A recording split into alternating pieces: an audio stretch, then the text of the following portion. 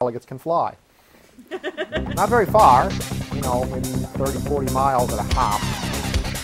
But it's really, if you're a superdelegate, fabulous. You take this pill, and then you're a superdelegate. You get a seat, and a number, and a phone, and if something goes wrong, the U.S. government calls you on the phone and is like, "Is this Howard Dean?" And you're like, "Yes, this is Howard Dean." And they're like, "We have a need of you, Mr. Governor, Dr. Dean. Go to here and await further instructions." And then you fly there in your superdelegate suit, and you do whatever you do as a superdelegate. They each have different superpowers for the most part. They wanted to spread them out a bit because you don't want to have one guy that can do everything, because that just gets into that whole omnipotent, what if a guy could make a rock so heavy he couldn't lift it? And the answer is there'd be a big rock there and no one could move it. And that'd be a problem. You'd be like, "Where'd this rock come from?" And you go, "Dean." And they go, "Is he going to get rid of it?" You're going to go, "No, he can't lift it. He can make it, he can't lift it." Like, great. Now we got a heavy rock we don't know what to do with. Anyway, that's not the topic for tonight. It's not the topic for tonight because by the time, the show eventually gets edited, no one will be talking about superdelegates anymore. They'll have gone back to their life of quiet misery in their secret identity, in their non-secret identities. In and out amongst the people, baggage clerks, supermarket, row liner-upper guys. A lot of people don't know, every night in the supermarket there's a special crack team. It's like the SWAT guys, but in a supermarket. And they come out with their laser levels and they make sure all the soup cans are in a row. Because if you go into a supermarket first thing in the morning, all the soup cans are in a row and you're like, "This is amazing." Crack teams do that. Because we don't want to buy soup that's not well aligned. Anyway, tonight I got a whole bunch of topics here. See, look at all this paper for topics. And I know you're like, "Keith, you never get through more than the first page of topics." Ha-ha, not tonight. Although I don't think I'm going to get to this last page. Although if I do, it'll be great. This last page is a page I found in the studio tonight. And it says, "Questions for Middle School Chat 2007. Okay, and if I get through all this other stuff, I will answer the Questions for Middle School Chat 2007. It'll be great. Just wait and see. We don't know what's going to happen. It's the future. It's unpredictable. Anyway, I guess the big topic for tonight. Big topic for tonight is mostly what I did today. What I did today is I'm in this program called Santa Clara Leadership, which is in Santa Clara. You can tell because of the name. Santa Clara Leadership is this program the city of Santa Clara puts on to help train local community leaders into how to be effective leaders and stuff. And we do, once a month, we meet somewhere and we do different things. So like a month ago, we went out and did public safety stuff. So we went to the police station, we talked to the police chief, we saw the SWAT team, we saw the K-9 team, went to a fire station and saw fire station thingies. We went to 911. Like, we went to the place where 911 calls go. We stood smack in the middle of the room, and there were operators all around us, and the phone was ringing, and they were answering, "911 Santa Clara, how may I help you?" And we talked to them. And it was kind of cool, because we're sitting there, and you're like, this is where emergencies come in.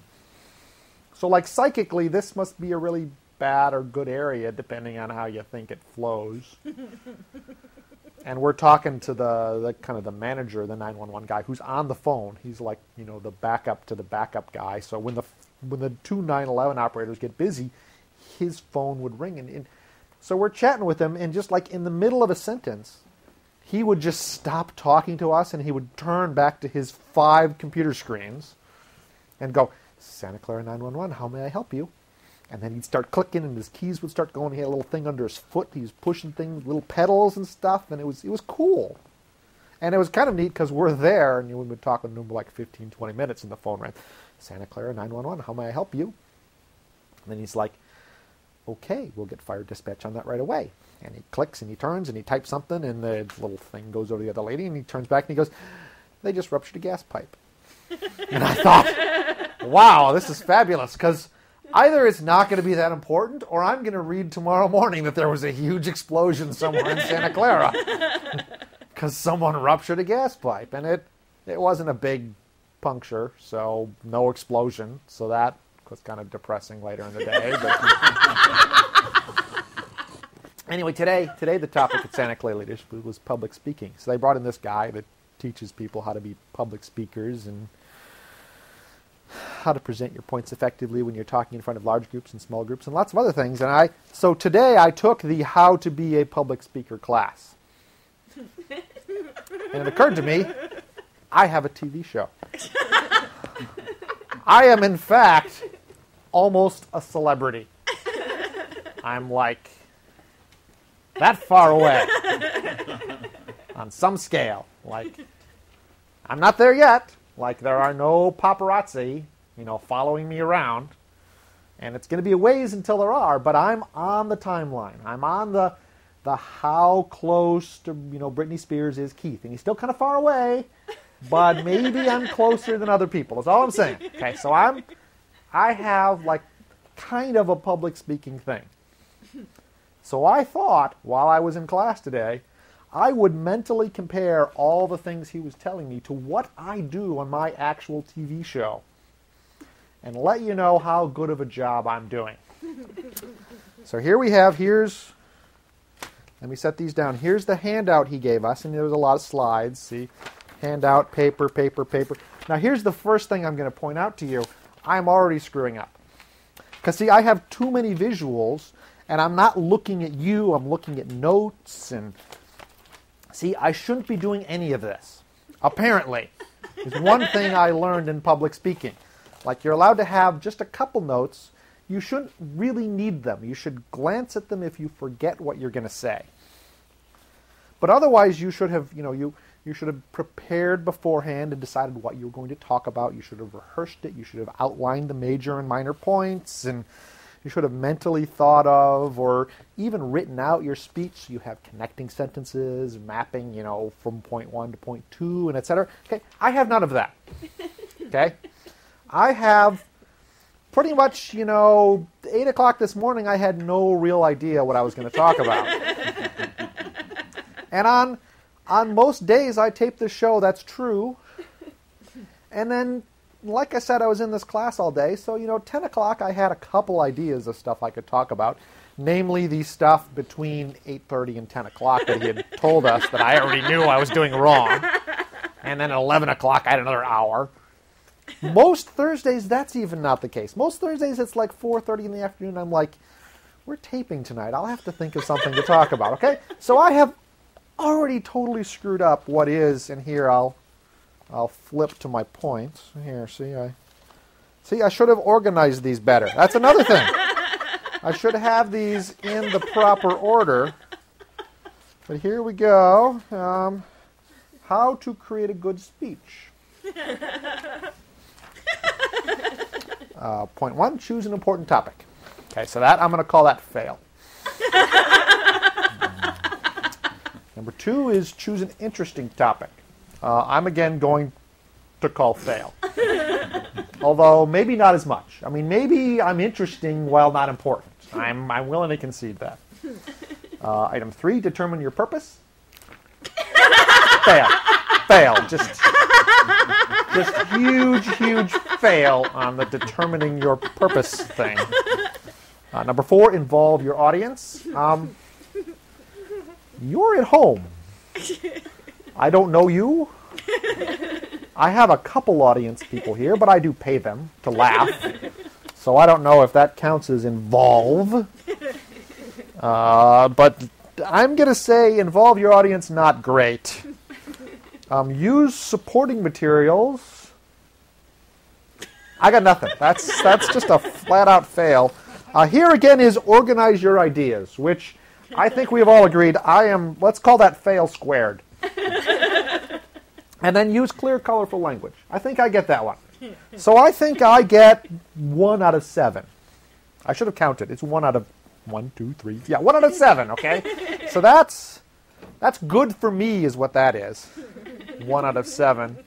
And then they're like, how you should organize your talk. And they're like, different ways you can organize things. You can organize them chronologically. You can organize them topically. You can organize them spatially. And I was trying to think, how do I organize my things? And then it occurred to me, I organize them in the order they come out of my brain. Usually I'm halfway through a sentence before I realize I got to end it. So I got to think of something to put on the end of something I've started. And so that does count as a method of organization. It's a bad method of organization, but it is a method, I guess, so we can do that. And then, what else? Then they talk about different kinds of talks. So maybe you'd have an impromptu talk or an extemporaneous talk. Or manuscript reading is, I guess, if you write your speech out. Or if you're a politician and someone else writes your speech and you just read it off the little Lexon panels in front of you. It's called reading a speech. And a lot of people can do very good jobs of that. And I thought, well, what is my method of delivery? Because I certainly haven't written this out beforehand. And I don't write it out afterwards. Like, I thought about subtitling it, and I thought, then I'd have to type what I said. And I'm not even sure what I said when I was saying it. You know, I don't want to have to listen to it later. And it's like, it's not quite impromptu, because you still do a little bit of preparation before. They're like, hey, Keith, in 5 minutes, can you go down the hall and talk to that new guy about what we're doing? You got 5 minutes, right? I got no time at all. Like, what do you call... I guess it's just-in-time speech thinking. You know, I'm staring at pieces of paper going, oh, I could talk about that next. Speaking of which, I could talk about this next, which is, like, well, when you're speaking, you should involve your audience. You should move around. You should make eye contact. You know, you should gesture. I thought, I sit in a chair. And I don't know if you've ever been in a TV studio, but with the lights, you can't make eye contact with anyone. And most of my viewers, and by most I mean, well, all. Because other than these three here, everyone is at home a month from now. So I'm not making eye contact now with someone a month from now. You know, I'm never going to see you, so your secret's safe. I think is another way of it. And gestures. I'm supposed to make gestures with my hand.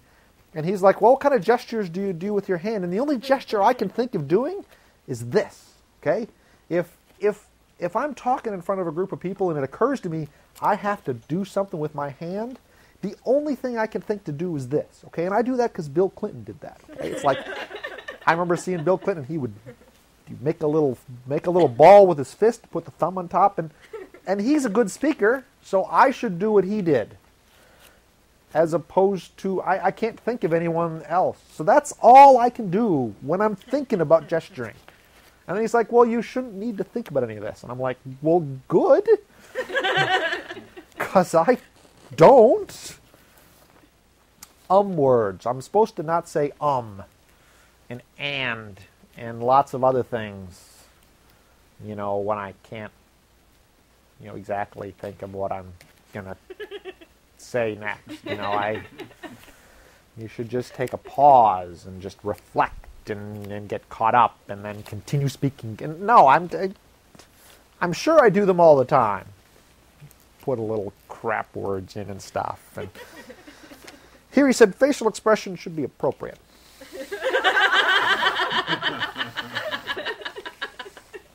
I'm going to call that fail. Although he had a little different meaning of that. What he was like was, if you're talking about children starving in Somalia, you shouldn't be smiling a lot, because it's a sad thing you're talking about. And I'm like, I don't talk about children starving in Somalia. I mean, I just look like whatever I look like, I think. I hope. I mean, I guess that's the identity thing for what you look like. But I got no real control over it. I probably look like an idiot. Now, luckily, I never watched the show. So I don't know what's going on. And then there was this, you know, he was very into eye contact. And he said, and then he said, sustain your audience's attention. And I thought, again, I got no idea, okay? Near as I can tell, everyone probably watches this on their computer. So I don't know if they watch the first 2 minutes and then stop, or if they watch and pause, or if they're sitting in front of their computer in rapt attention staring at me. That's kind of creepy. Like a stalker? Like that kind of thing? Like, well, if I were being stalked, I'd assume I would get emails. You know, talking. You don't have stalkers that don't let you know they're stalking you, because that's no fun from their point of view. That's more like private investigating without being paid. So I don't think that's happening a lot. Keep your speech focused. Total fail. Okay? Fail squared. Divide your speech into compact segments. Fail. Adapt to the speaking session. That was more of like you might end up in a large room without audio. I'm like, I'm always here. Like the room's always exactly the same. There's a remarkable sameness of the studio here. The only real difference is whether we open the roof or not. Here, consider the motivation of your audience. Because when you're talking to your audience, you want to bring up examples that are relevant to them. You want to highlight things that might make them sway their decision to your side. Because again, it's public speaking. You might be talking to government, trying to get them to approve a park in your neighborhood or something. And he's like, don't berate the city council. Point out all the nice things they've done. And then I was thinking, well, so now what's the motivation of my audience? And I got no idea. I mean, I'm assuming if you're watching this, it's because your TV remote, his batteries had died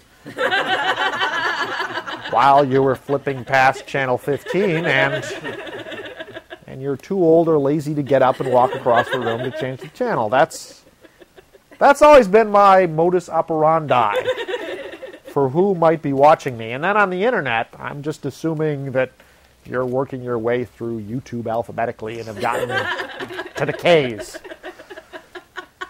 Because Lord knows there's no other reason. What does my audience need? My audience needs better taste in what television shows they want to watch. Does my audience want money, fame, glory, that kind of thing? How can I link these factors back to my topic? I've just done like 15 minutes of this. I mean, this is my topic, in fact. What else? Here, he talked about rehearsals. Like, you're supposed to rehearse your speeches. Who knew? Who knew? Like, what would rehearsal for me mean? I'd have to bring people in here. And then the sad thing about me is once I've talked about something, I can't talk about it again. Like, I could do a great show, and I'm not saying I ever have. But let's imagine that I rehearsed the show, before I taped the show, okay? The rehearsal might be great. I could never do that again. It's wacky. And visual aids. I'm supposed to have visual aids, and I got nothing. And I'm told there's some guy that does some kind of graphics, like subtitles or something, but I've never bothered to look, and even so, that would be his visual aids, not mine, right? I didn't bring anything. It's me and a curtain and a shirt. I bought the shirt. So I guess the shirt is my visual aid. Here again, I was supposed to have memorized my speech. Not memorized. I was supposed to have like an outline in my head. So I could occasionally consult my notes to make sure I was hitting the right topics. And if you're going to quote someone, you should write it down so you don't quote them wrong. Because I quoted Ghostbusters wrong today, and I felt shame. It was a scene in Ghostbusters when they're in jail. Bill Murray is talking to the mayor. And what do we know Bill Murray says? Bill Murray says, the EPA guy is like, you should get to send these people to prison. And Bill Murray's like, the ghosts are about to attack town. And the mayor doesn't know what to do. And Bill Murray says, well, tell you what, if we're wrong, we go to jail, happily. But if we're right, you will have saved the lives of millions of taxpayers. Okay? That's what I said. That's not what Bill Murray said. See, Bill Murray said registered voters. Here's the difference. Taxpayers is funny. Registered voters is really funny. Because, see, politicians don't necessarily care about taxpayers, but they do care about registered voters. Which is why registered voters is funny, which is, why Harold Ramis wrote that, I'm assuming. A smile naturally. I have never smiled naturally in my life. If I smile, I'm faking it. Watch. Okay? I'm terribly sorry. That's how it goes. Here we go. Beginning your speech. Walk calmly with confidence to the performing space. Okay, again, I start out sitting down, so I've screwed that part up. Then that with confidence part, I cannot walk with confidence. Okay? I can occasionally stand still with confidence. But I can either be still with confidence or moving without. Can't do both. I establish eye contact. Again, no eye contact works here. Smile naturally. And deliver the introduction. And again, we never introduce this show because I'm always just sitting here talking to people, and then like John will go, "We're on," and then I'm like, "What?" I've always thought that I could just be sitting here talking, and like half an hour could go by, and then John could go, "Hey, great show," and I could go, "What? When did we start?" He could go, "Remember back when I did this?" And I'd go, "I thought your nose itched." He's like, "No, remember we agreed? This means we're starting the show because you didn't like me yelling, 'We're on,' because it startled you." I'd be like, "I forgot." If you ever see me like not be startled at the start of a show, you'll know John is funning with me. And then we'll see how long I can get. And if it's half an hour later and I'm still rambling, about nothing at all, you'll be like, "John won." Okay. There we go. Use effective gestures. Be conversational. I guess I am kind of conversational. Well, my half of the conversation. There's no. I should pause. Like I should be like, I think I should be conversational. See, this is when you would talk back to the computer or the TV, and then I'd respond. "Oh, thank you. Yes, I agree. This is one of my best shows ever. Yes. How's your mother?" Oh, well, I'm sure the medication will help it clear up. I'm terrible at conversational. Okay, just. He had a lot of slides, the guy that came here, but they were all very old slides. They were like from the 80s. They had like clip art with jaggies on them, and I'm like a computer guy, and I'm like, "What's up with that?" I didn't ask him that because. Oh, here's a good one: dealing with anxiety. I always get really anxious when I'm talking in public because there are people there. Strangely, I don't feel that way on TV. Now, I a while back thought about how could this possibly be. Keith, you get all anxious when you're talking in public, but you're on TV. You could have thousands of viewers watching you all the time. That's more than would ever watch you in real life talking about something, but nonetheless you're nervous in real life. And I'm like, yeah, here's the thing. I could have thousands of people watching me on TV, but I don't have thousands of people watching me on TV. I have like 4. And most of you are doing other things. I'm assuming like baking muffins or petting the dog, that kind of thing.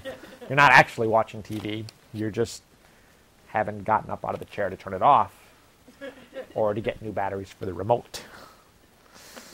Again, before you start talking, you're supposed to organize your thoughts. That'll help you not be anxious. But I don't organize my thoughts, and I'm not anxious. Not on TV. Not that I'd admit. Maybe I'm terrified. Maybe you don't know. Maybe inside I'm a seething... No, not really. Here's a good one. Communication is a two-way process. But I'm on TV, which is one way. So this is nothing. Look, I've gotten to questions for middle school chat. See? Now, that's actually not legal, because I had all these other pieces of paper that were supposed to be in there. See, I pulled them forward. What the heck? We'll do questions for middle school chat. Okay, here, question 1. What was your first impression of middle school? We called it junior high school where I grew up in, but I'm going to assume that's what they're talking about. Junior high school for me started, when I was 7th grade. So I left 6th grade, went to 7th grade. My first impression of junior high school was we got to walk to all our classes. Because every year up to date, you got to school, you went to one classroom, you had one teacher all day long, you went to recess, then you went home. My second impression of middle school, which I remember, is, what do you mean there's no recess? I'd had recess the whole time. I got to like 10 o'clock in the morning, and I recall raising my hand and saying, "Excuse me, Mr. Ferris," because he was my homeroom teacher, "when is recess?" And he said, "There's no recess." That was my first and second impressions of middle school. It didn't ask what was my second impression, but I threw that in. That's bonus. How long did it take for you to get adjusted to middle school? I remember it was a long time ago, but I think I adjusted within a couple weeks. I got used to the no recess. And it occurred to me I didn't really care if I was walking between classrooms. Yeah, that was just, 4 minutes. There weren't teachers trying to teach you something. What do you like best about middle school? I'd say the thing I eventually came to like best about middle school was lockers. We didn't have lockers in elementary school. We had lockers in middle school. You had a locker, you put your stuff in the locker. It was great. What kind of events are you involved in at school? I was in the AV club. And I know you knew that. I just thought I'd mention it. 8th and 9th grade in the AV club. 9th grade, I was kind of head of the AV club. And we would do cool things in the AV club. Like we would get to school half an hour early so that we could take we had a big piece of wood with a key on it. They would get us into various storage closets, and we would go get TVs and push them to the rooms where they're having TV shows played that day. We would plug them into the wall.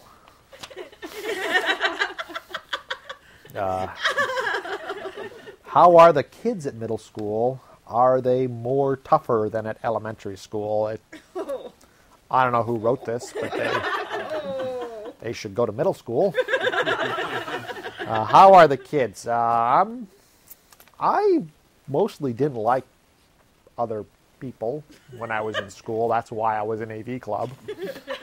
I had a couple friends in AV club, but I didn't do great amongst the other children. I'm going to call them children.